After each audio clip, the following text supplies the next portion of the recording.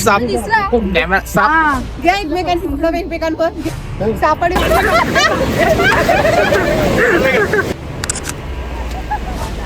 अरे व्ह्यू मला एकच वाटतं, हे जे नारळाचे. तर काही दिवस आधी आम्ही कोकणात फिरायला गेलो होतो. खरं सांगायचं तर ही ट्रिप फार प्लॅनिंग करून बनवलेली नव्हती. फक्त असं वाटलं चला जाऊया आणि मन मोकळं करूया. कोकणात येतानाच वेगळा फील येतो. हवा थंड, रस्त्याच्या बाजूला झाडं आणि अधूनमधून समुद्राची झलक दिसते.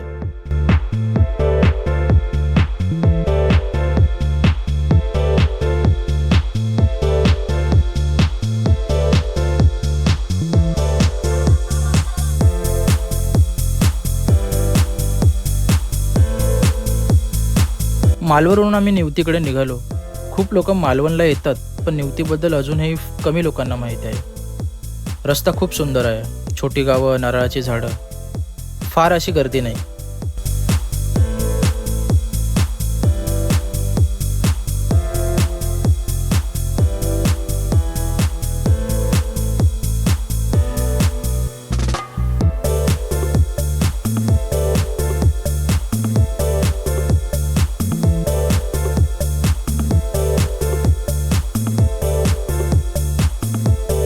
तिथे निवतीला चाललोय तर तिथे आम्ही एका बीचवरती थांबले. आमची गाडी बघा, सगळे पाठी इथे फोटोशूट वगैरे चाललाय.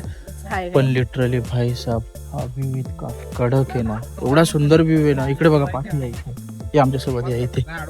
हे बघा पाठी पूर्ण नारळाची झाडं.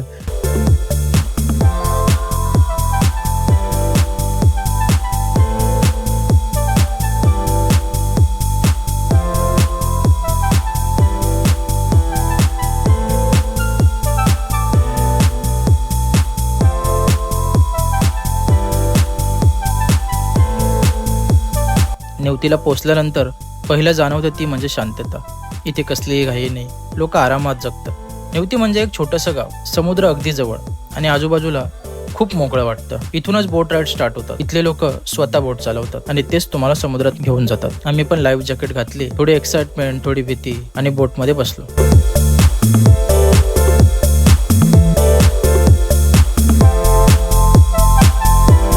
बोट सुरू झाली आणि हळूहळू किनारा मागे पडायला लागला.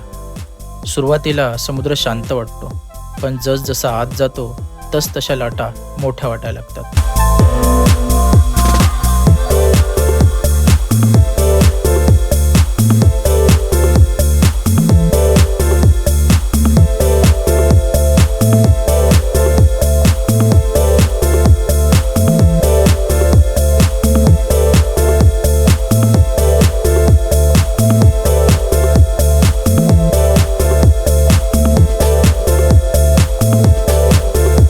जवळपास 10 ते 15 किलोमीटर आम्ही समुद्राच्या आत गेलेलो असू. चारही बाजूला फक्त पाणी. खूप वेगळा अनुभव आहे हा. फोन हातात असतो, पण रेकॉर्ड करण्यापेक्षा तो क्षण आपल्याला अनुभव असा वाटतो. आणि मग अचानक बोट चालवणाऱ्या काकांनी सांगितलं, तिकडे बघा. आणि खरंच डॉल्फिन. पहिल्यांदा इतक्या जवळून डॉल्फिन पाहिलं. ते पाण्यातून वर येतात, पुन्हा आत जातात. त्या मोमेंटला सगळे शांत झाले. कोणीही कसलाही आरडाओरडा करत नव्हतं, फक्त बघत होते.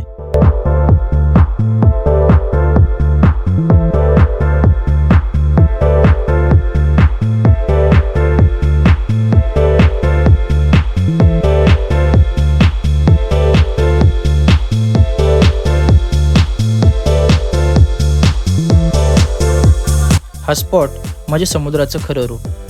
इथे आल्यावर असं वाटतं की आपण अजून खूप लहान आहोत. सगळा स्ट्रेस, टेन्शन ते पाण्यात विरघळून जातं. जर तुम्हाला शांतता हवी असेल तर हा एक्सपिरियन्स घ्या.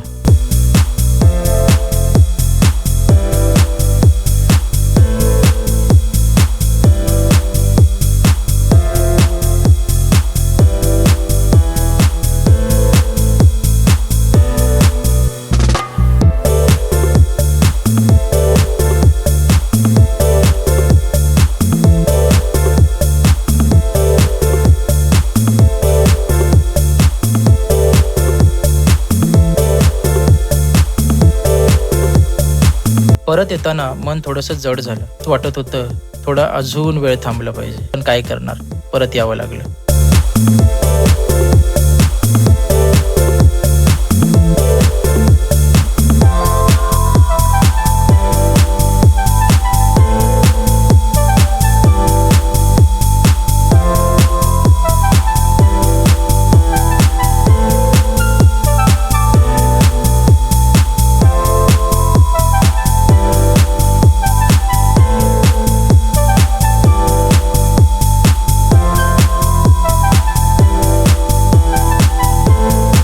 त्याच्यानंतर आम्ही निघालो वेंगुर्ल्याकडे. तिथे आहे कोंढुरा बीच.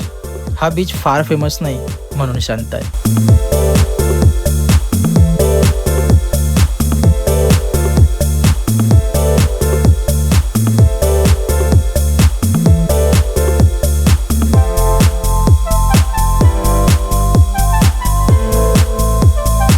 कारण आम्ही वेंगुर्ल्यामधल्या अशा एका हिडन प्लेसला आलो ना, जो तुम्ही जर बघितला ना, तुम्ही तर यार फॅन व्हाल त्या व्ह्यूचे. कोमलने आताच भडा उलट्या केलेल्या आहे ना त्याच्यात. नाही था. हा, आता तिच्यामध्ये तो जोश आलेला आहे, एनर्जी आलेली आहे. आणि आता तिकडे आलेलो आहे आम्ही. आता पहिला जेवतो थोडंसं, त्याच्यानंतर तो व्ह्यू आम्ही एक्सप्लोर करणार आहे. तर तुम्ही आमच्यासोबत शेवटपर्यंत बघा. आणि हो, तुम्ही व्हिडिओला जर शेवटपर्यंत बघत असाल तर व्हिडिओला लाईक करा, शेअर करा आणि सबस्क्राईब करायला विसरू नका मित्रांनो. चला.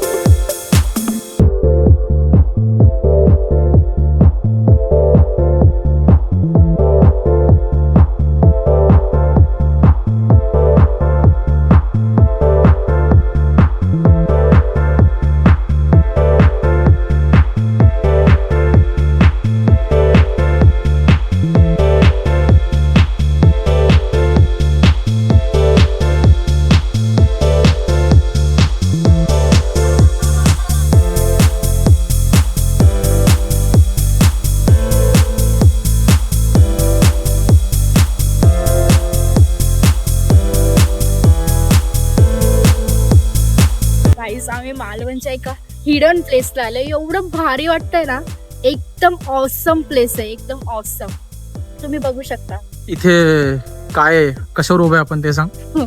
इथे आम्ही ब्रिजवर उभा आहे. त्या ब्रिज फुल रिस्की आहे आणि तिथे एक हॉटेल आहे, म्हणजे बसायचं आहे. बट ते वेलकम मधला तुम्ही सीन बघितला असेल, ते हाऊस असं पडतं, तशा काइंड ऑफ मला आठवण झाली लगेच. इथे जेवण पण खूप चांगलं मिळतं. सिम्पल लोकल फूड, पण टेस्ट एकदम मस्त.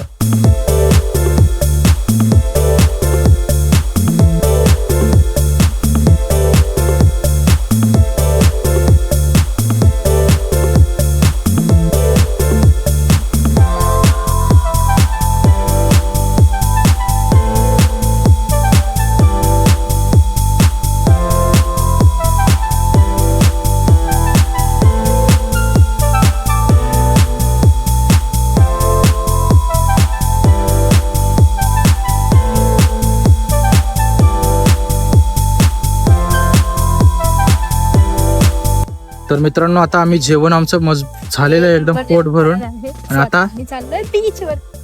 Follow me. बघा, हा समोर बीच आणि हे सगळी आमची पूर्ण गँग इथे आहे. आता आम्ही चाललोय बीच वरती मस्त पैकी.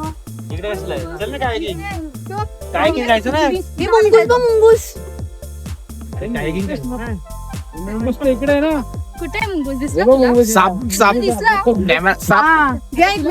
एकमेकांवर साप आणि मुंगूस एकमेकांची शत्रू असतात ना.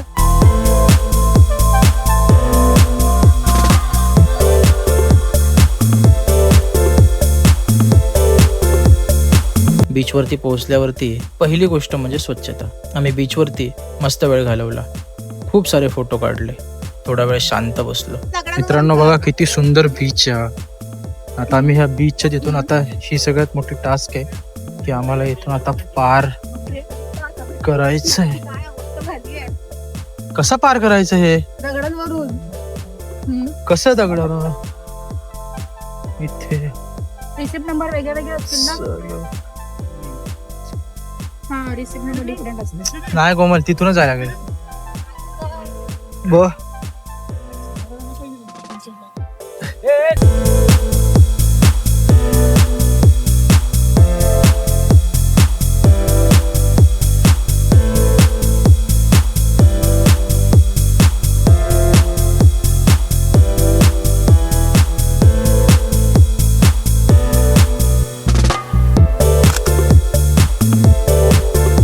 अशा ठिकाणी वेळ कसा जातो हे आपल्याला कळत नाही. ही ट्रिप आमच्यासाठी तरी खूप स्पेशल होती बरं का. जर तुम्ही सुद्धा मालवणला येत असाल तर निवती आणि कोंढोरा बीच नक्की एक्सप्लोर करा. हा व्लॉग कसा वाटला हे नक्की सांगा. लाईक, शेअर आणि चॅनलला सबस्क्राईब करायला अजिबात विसरू नका. बाकी भेटूया पुढच्या ब्लॉगमध्ये. तोपर्यंत काळजी घ्या.